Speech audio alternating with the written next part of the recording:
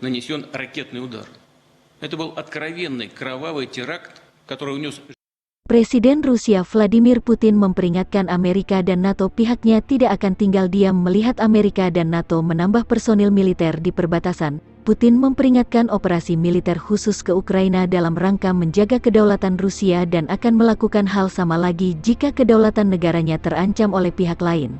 Saya ulangi, kami tidak punya pilihan lain untuk membela diri, untuk memastikan keamanan Rusia, kecuali untuk melakukan operasi militer khusus, kata Putin dikutip Tribun Timur dari kantor berita Rusia, TASS, Kamis tanggal 17 Maret hari ini. Tribun Timur juga mengutip media resmi NATO, 140.000 tentara siaga di perbatasan NATO, sebanyak 100.000 datang dari Amerika dan 40.000 tentara NATO semua matra, Angkatan Darat, Udara dan Angkatan Laut, baik Rusia dan NATO akan mempertahankan kedaulatan masing-masing tanpa kompromi.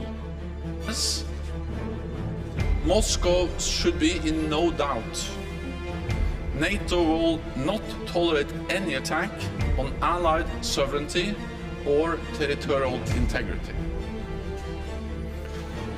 We have already activated our defense plans to shield the alliance, increase our readiness, and deploy troops from both sides of the Atlantic. There are now hundreds of thousands of forces at heightened alert across the alliance.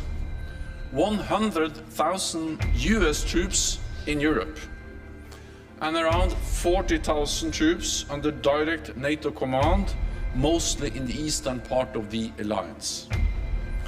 Backed by major air and naval power, as well as air defenses.